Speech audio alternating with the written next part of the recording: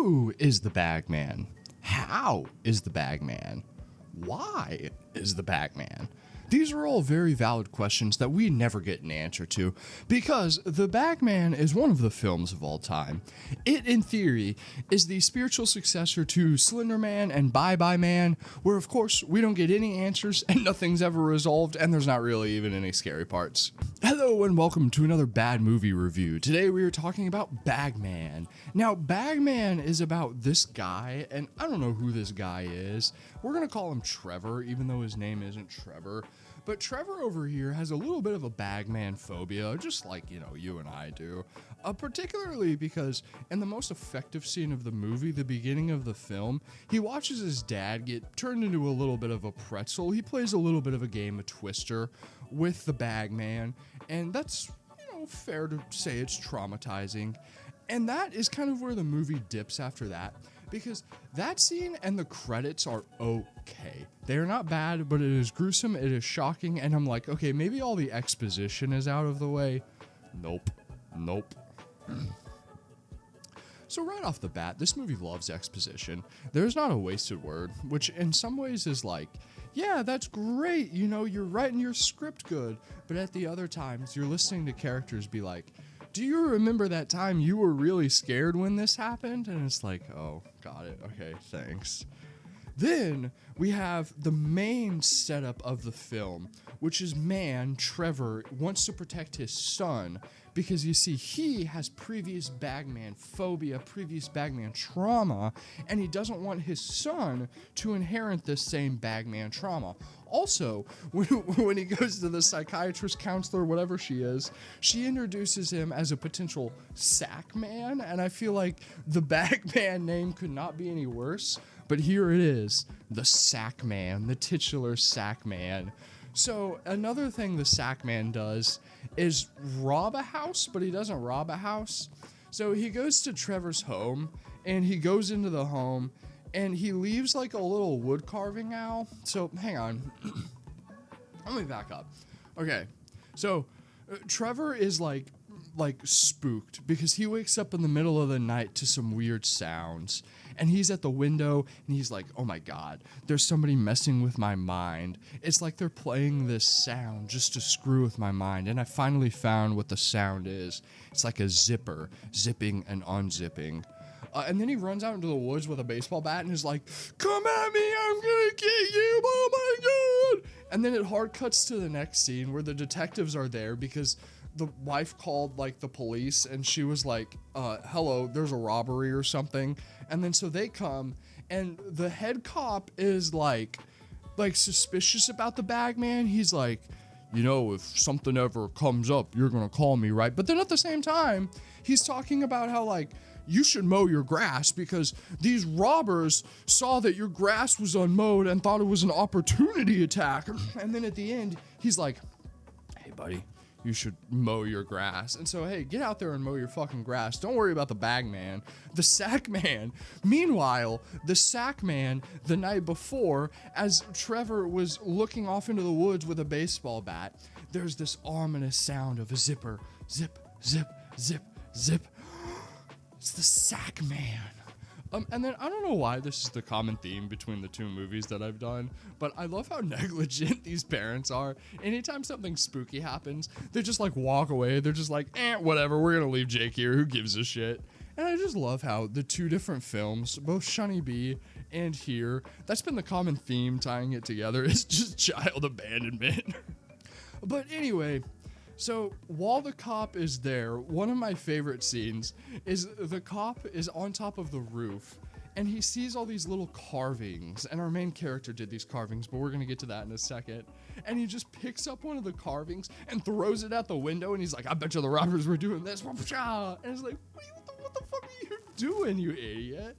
But anyway, so those little carvings are important, and they're important because that's what keeps the Bagman, the sack man away. Why? Okay, so Trevor has a knife and he carves items. And when he was a young boy, he carved an owl with his brother. And as him and his brother were walking to an ominous mine shaft, and then standing at the front of the ominous mine shaft, they're looking at it and being like, "You go do it, you pussy," and the other one's like, "No, you go do it, you pussy," and then they both decide, "No, we're not gonna do it." But then little boy, Trevor, our main character, sees a tree, and he really likes this tree because this tree has the right soft wood, because Grandpa told him about the wood. Grandpa tells me about my wood. And then he's like, okay, I gotta go get this wood. So he goes up and he starts like cutting the wood, and his like back is turned to the ominous mine shaft. And then we have that like zoom in shot of the ominous mine shaft, and you think, oh no, the Bagman's gonna get him.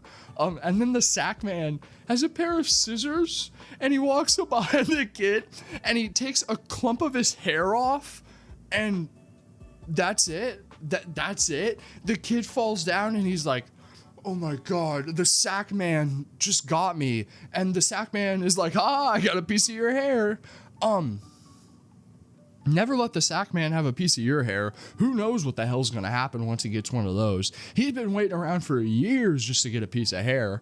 And look what we did. We were foolish enough to give him a piece of hair. So that wood carving thing is stupid as hell. And why it's stupid as hell is because it's like a plot device, I guess. So in the titular break-in scene that I keep going back to, there's actually not anything stolen. And that's the other thing. The cop is like, I need you to meticulously go through and find in detail everything that you have. I'm like, are we even sure there's anybody like doing anything here? But no, we do learn the sack man has been in the home, and instead of robbing something, he's taken the wooden owl that was from a long time ago and he placed it at the bottom of the trash bin.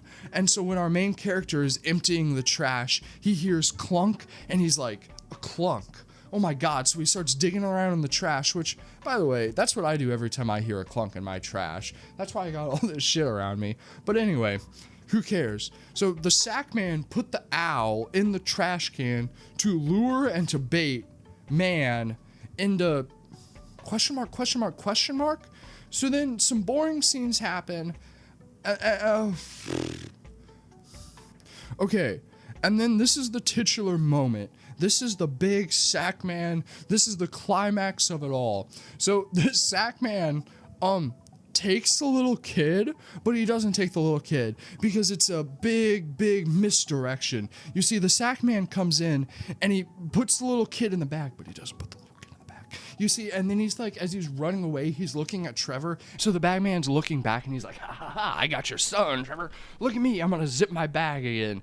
And we, the audience, are supposed to be like, oh my god, no, little Jamie's in the bag. What is the Bagman gonna do? I thought he just wanted little Jamie's hair. But then Trevor chases the Bagman because this time it's personal. So then Trevor goes and he fights the Bagman, and he has the little kid's like flute and he sticks it in the Bagman's eye, and he's like, give me my son back, Bagman. And then it's revealed that the Bagman doesn't have the son. The son was in the carriage, the bassinet, the helicopter, whatever it is, the whole time. And it's like, you idiot! You didn't even check the bassinet. You didn't even check the stupid thing.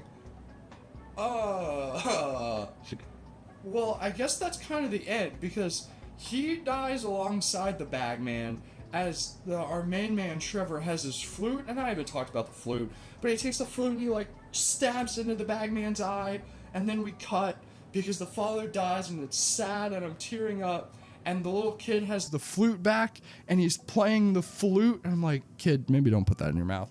And number two, shut the hell up, kid. That flute's really annoying.